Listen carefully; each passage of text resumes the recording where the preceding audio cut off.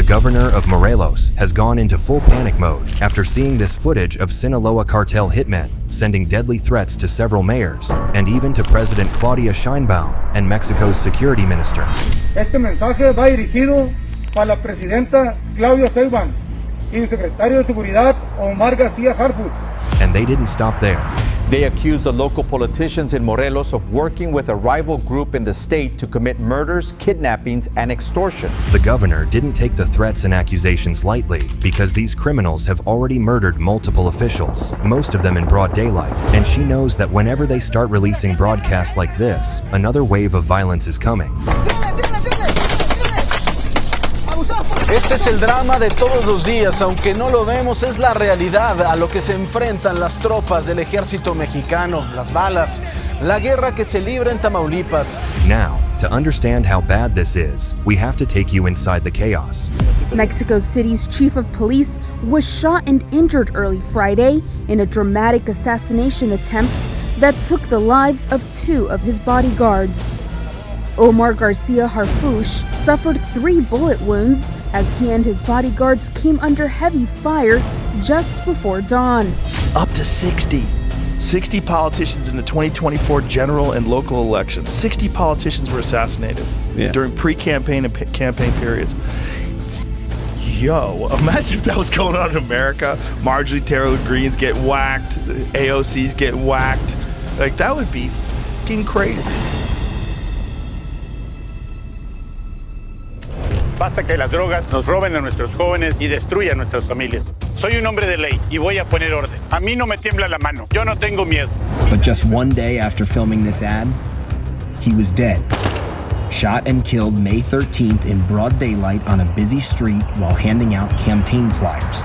In nearly 300 days of official electioneering, 133 politicians have been murdered. And the authors of a study on the violence say the organized crime groups they were pledging to tackle were most often behind the plots. Almost immediately after that video went viral, the governor of Morelos rushed to file a complaint at the Attorney General's office. To her, this was no joke, and she was right to panic, because you guys already know that in Mexico, when cartels make a threat like this, history shows that violence usually follows. This surveillance video shows Mexican congressional candidate Fernando Puron posing for a selfie with a supporter after a campaign debate last Friday, when a man walks up from behind, raises a gun, and fires point blank at the back of his head. Puron was running on an anti-cartel platform, which made him a target in Piedras Negras, which borders Texas. So, you understand why the governor was terrified, because even governors themselves are not off limits. One particularly shocking incident happened a few years ago in Jalisco when the CJNG threatened the then-sitting governor, Aristoteles Sandoval. During his administration from 2013 to 2018, Sandoval was one of the few state leaders who publicly went head-to-head with the CJNG and the Sinaloa cartel, and by 2018, he was already receiving death threats, and several members of his security team had been attacked in Guadalajara.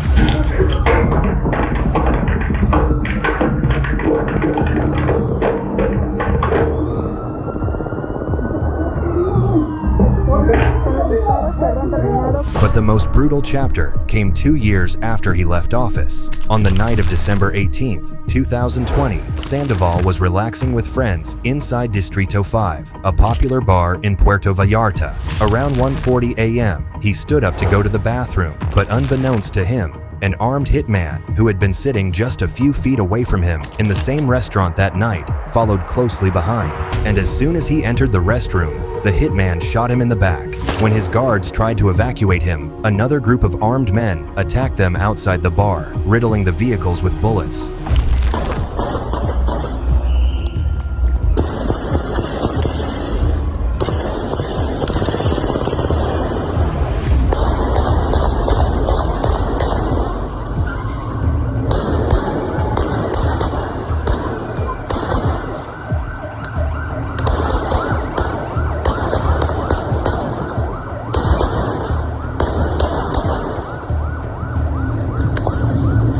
Sandoval was later rushed to a private hospital, but the injuries were too severe.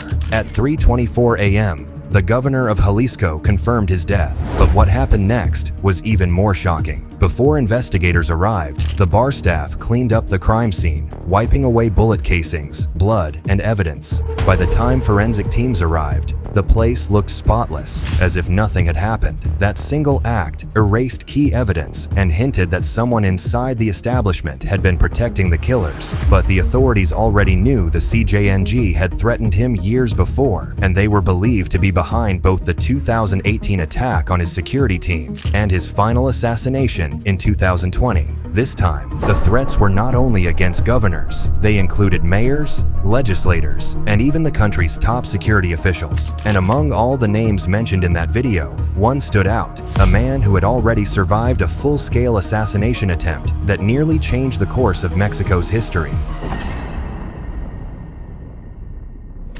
This was around 6:35 a.m., June 26, 2020, Lomas de Chapultepec. Omar Garcia Harfuch, the then Mexico City's Secretary of Citizen Security, was on his way to a morning cabinet meeting. But out of nowhere, a white construction truck suddenly blocked the path of his bulletproof truck. At 6:38 in the morning, two vans, a Suburban and a Redilis with the livery of the construction company Grupo Carso, blocked the convoy carrying the capital's Secretary of Citizen Security, Omar Garcia Harfuch. Before his driver could react, another vehicle pulled in behind them, cutting off any escape. Then came the first burst of gunfire. The sound of bursts of high-caliber weapons shattered the silence of dawn in the Lomas de Chapultepec neighborhood of Mexico City.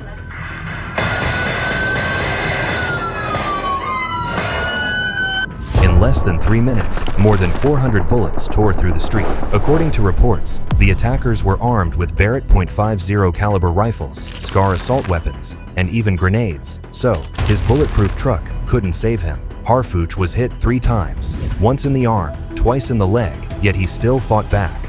Inside the SUV, he crawled toward the back seat, drew his handgun, and began firing through the narrow openings in the armored glass. Because this attack happened around one of the most heavily guarded areas in Mexico, less than 300 meters from the U.S. ambassador's residence, police units arrived in record time.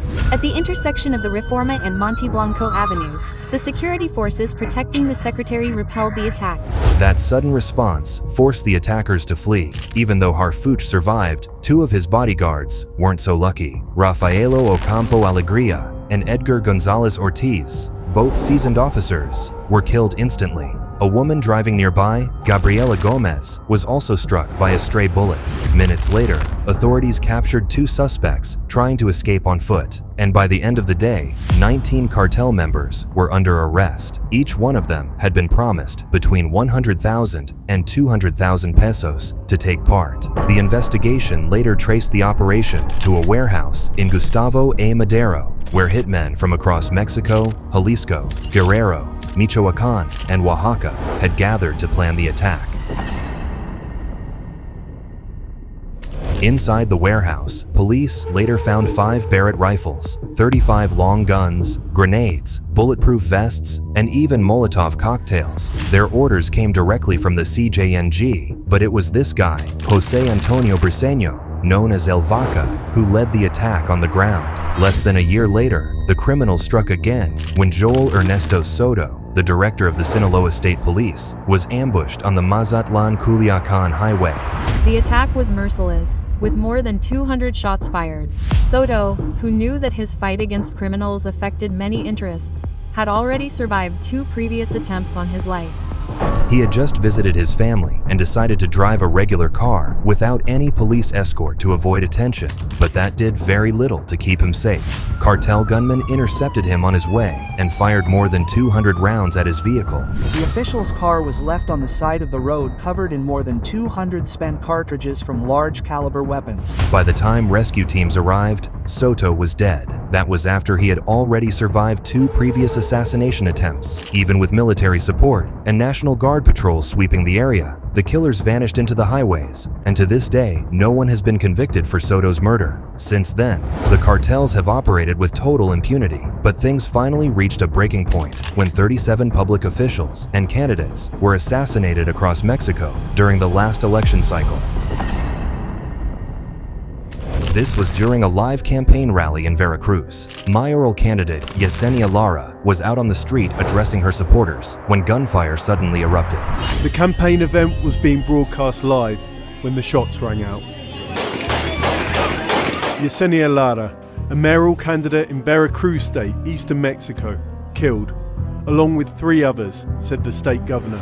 Just 2 days earlier, a local congresswoman in Jalisco had also been killed inside a hospital, and a few weeks before that, another candidate was gunned down while eating in a restaurant. The killings were happening so often that the media stopped counting each one separately, but the official number before Election Day was chilling: at least 37 political candidates murdered in a single campaign season.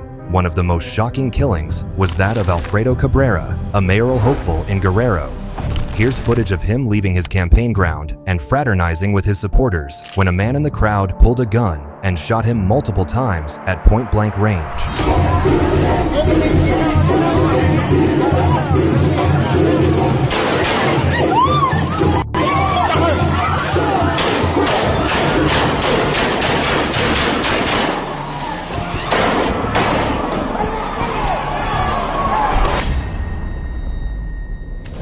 These attacks were all part of a calculated strategy, a political cleansing by organized crime. Because power at the local level means access to police budgets, construction contracts, and influence over law enforcement appointments. Whoever controls the mayor's office controls the town. And that's exactly what criminal groups want. So when a candidate refused to cooperate or threatened to expose corruption, they were removed, violently and publicly, to make an example of them. So you can't really blame the Morelos governor for speaking out after the Cartel video went viral, because she knows what could come next. But the real question is, can she really stop what's coming, or will her outcry make her the next target?